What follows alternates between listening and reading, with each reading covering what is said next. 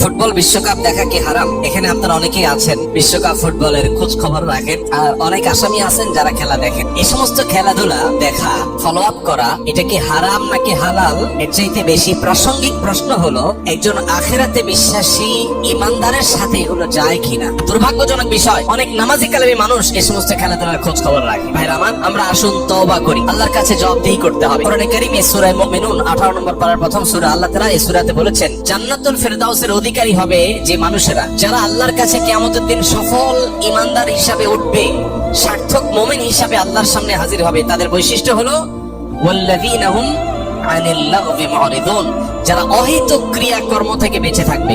নবীজি সাল্লাল্লাহু আলাইহি ওয়াসাল্লাম বলেছেন, মিন হুসনি ইসলামিল মারই তারকুহু মা লা ইয়ানি, একজন মানুষের ইসলাম সুন্দর হবে যখন সে অহেতুক অনর্থক কাজ পরিহার করবে। অনর্থক কাজ করে সে কখনো ভালো মুসলমান হতে পারে না। এই জন্য ভাই, খেলাধুলা যেটা আমার পার্থিব